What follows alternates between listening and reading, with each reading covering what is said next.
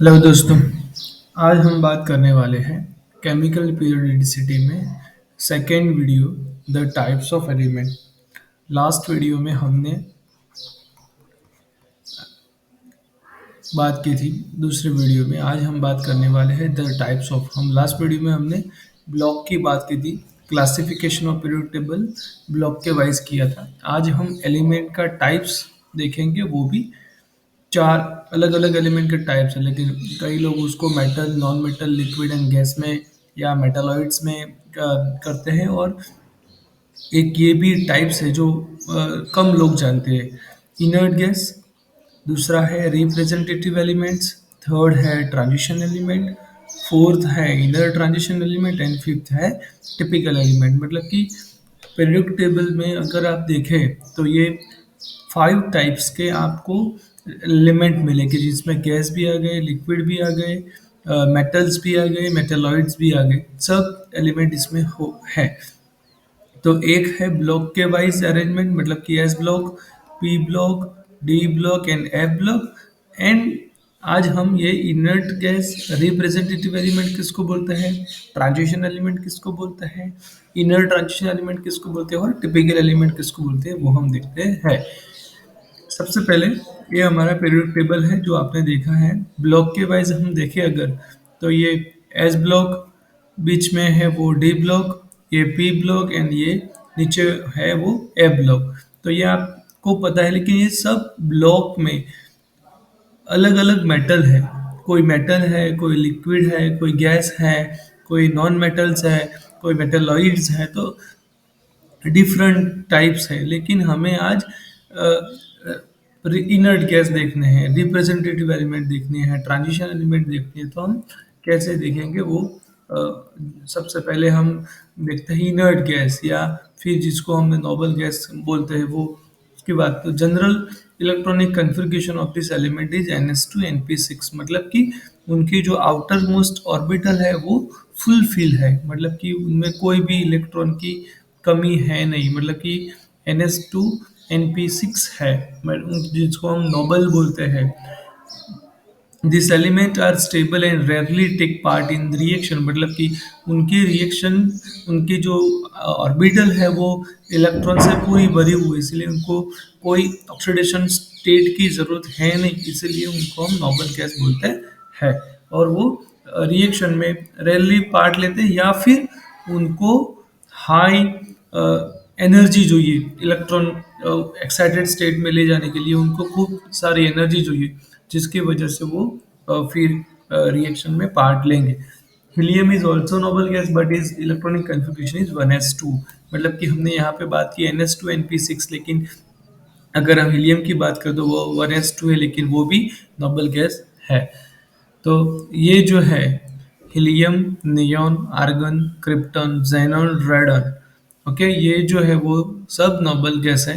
ये ऑर्गेनाइजेशन जो है वो नेचर में नहीं मिलता, ये लैब में प्रिपेयर किया हुआ है, इसलिए हम उसको नोबल गैस में कंसिडर नहीं करते। तो रेडन तक हम कंसिडर करते हैं। और ये सब जो है वो helium, neon, argon, krypton, xenon वो नेचर में मिलती है, और रेडन को लैब में प्रिपेयर भी कर सकते हैं, या फिर वो थोड़ा उसकी प्रॉपर्टीज थोड़ी डिफरेंट है, लेकिन उसकी जो इलेक्ट्रॉनिक कन्फिग्रेशन है वो भी NS2 NP6 ही है। तो हीलियम जो है वो 1s2 है, और ये सब 1s2, 2p6 है, 3p6, 4p6 में से पी ब्लॉक में वो सब आएंगे, और हीलियम 2, रेडन जो है वो हम नोबल गैस कंसिडर करेंगे। सेकेंड है रिप्रेजेंटेटिव एलिमेंट, जिसको हम बोलते हैं ना कि ये चीज़ है वो उसको रिप्रेजेंट करती है। तो S and P block element are called representative element except noble gases. Group 1, 2 and 13 to 17 जो एलिमेंट है वो सब रिप्रेजेंट, पीरियड टेबल को रिप्रेजेंट करते हैं। कैसे रिप्रेजेंट करते हैं पीरियड टेबल को, वो देखते हैं हम। क्योंकि क्या है कि वो इसमें लिक्विड भी है, गैस भी है, मेटल्स भी है, मेटलॉइड्स भी है। तो सब प्रकार के एलिमेंट इसमें है, इसके लिए हम उसको रिप्रेजेंटेटिव एलिमेंट्स कहते हैं। और उनकी जो आउटर मोस्ट ऑर्बिटल है वो इनकम्प्लीट है, मतलब कि वो कंप्लीट है नहीं, इसीलिए वो इजीली रिएक्शन में पार्ट लेते हैं। They represent all types of elements such as metals, non-metals, metalloids, liquid and gas। मतलब कि हर एक टाइप के एलिमेंट जो है, मतलब कि अगर मेटल की बात करें, नॉन मेटल की बात करें, मेटालॉइड्स की बात करें, लिक्विड की बात करें, गैस की बात करें, सब टाइप के एलिमेंट जो है वो एस एंड पी ब्लॉक में आपको मिलेंगे। मतलब कि एस ब्लॉक कहाँ से कहाँ, 1 and 2, मतलब कि 1 and 2 ग्रुप्स का जो है वो S block, and P block जो है 13 to 17 जो है, सब एलिमेंट जो है इसमें आते हैं। और ये 1 and 2 एंड 13 to 70 ग्रुप में metal, non metal, liquid, gas सब एलिमेंट है, इसीलिए हमको रिप्रेजेंटेटिव एलिमेंट हम बोलते हैं। मतलब कि हम बात करें तो group 1 and 2 lithium, beryllium, sodium, magnesium से लेके group 13 boron, carbon, nitrogen, oxygen, fluorine, okay, और सब, मतलब कि फ्लोरीन, क्लोरीन, ब्रोमीन, आयोडीन, मतलब फ्लोरीन, क्लोरीन, ब्रोमीन जो गैस है, टेलिरिडियम है, सेलेनियम है, फास्फोरस है, सिलिकॉन है, एल्यूमिनियम है, गैलेनियम है, इंडियम है, लेड है, यहाँ पे हम बात करते हैं रुबेडियम है, पोटेशियम है, हर एक प्रकार के हर एक एलिमेंट है, मेटल्स है, नॉन मेटल्स है, मेटलॉइड्स भी है, francium and radium, radio active भी है। तो हर टाइप के एलिमेंट इस ब्लॉक रिप्रेजेंटेटिव में देखने को हमें मिलते हैं। आगे है ट्रांजिशन एलिमेंट, जो आप जानते हो ट्रांजिशन एलिमेंट कि दिस एलिमेंट है पार्शियली filled d orbital है इन अ नेचुरल न्यूट्रल स्टेट और इन अ स्टेबल ऑक्सीडेशन स्टेट। मतलब कि उनकी जो डी ऑर्बिटल है वो हाफ फील्ड है, या फिर जो डी ऑर्बिटल में इलेक्ट्रॉन ऐड होता है, या तो जो डी ऑर्बिटल के जो सब एलिमेंट है उनको उनको ट्रांजिशन एलिमेंट बोलते हैं। इसमें भी एक एक्सेप्शन है, zinc, cadmium and mercury R D block element, मतलब कि वो भी डी ब्लॉक एलिमेंट है, लेकिन वो ट्रांजिशन एलिमेंट नहीं है। क्यों? क्योंकि उनकी जो कॉन्फ़िगरेशन है वो D10 है, एंड दूसरा है कि +2 ऑक्सीडेशन स्टेट में भी वो स्टेबल है, इसलिए हम उनको ट्रांजिशन एलिमेंट बोलते नहीं है। अगर आपको देखना है तो ये है स्कैंडियम से लेके ये सब है, जिंक, कैडमियम एंड मर्क्यूरी, ये तीन जो है, mercury, cadmium and zinc, 30 30 30 48 and 80, तो उनका जो D10 कन्फिग्रेशन है, इसलिए हम उनको डी ब्लॉक एलिमेंट नहीं बोलते।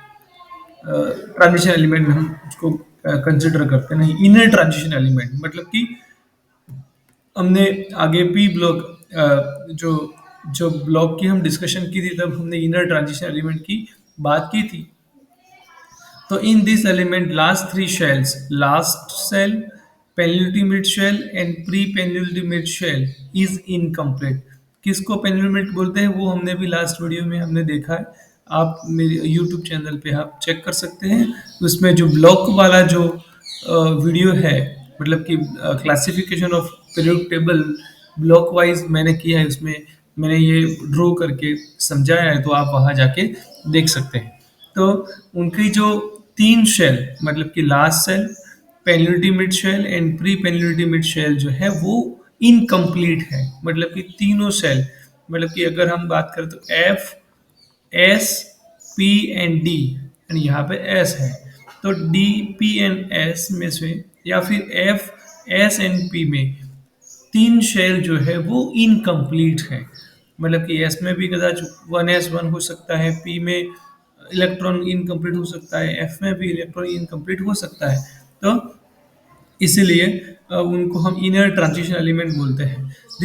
These are related to group 3 B से रिलेट करते हैं। मतलब ये अगर आप यहाँ पे देखें तो ये ग्रुप 3 बी है, और ये 57 to 71 एंड 89 to 103, ये दोनों जो ग्रुप है उनको हम इनर ट्रांजिशन एलिमेंट कहते हैं। Their outermost electronic configuration is similar to F block element n-2 F1 to 14 n-1 S2 N-1, P6, N-1, D0 to 10, NS2। Actinides are radio active by nature, मतलब कि जो actinide है वो, ये जो actinide series है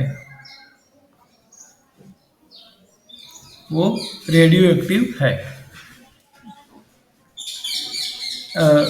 the inner transition element beyond atomic number 92, 92 के बाद के जो एलिमेंट है और कब तक 103 तक, वो सब सिंथेटिक है, मतलब कि लैब में प्रिपेयर किए हुए। तो याद रखिए 92 के बाद के, मतलब कि 93 से लेके 103 तक जितने भी एलिमेंट है वो सब सिंथेटिक है, मतलब कि वो लैब में प्रिपेयर किए हुए हैं और रेडियो एक्टिव है।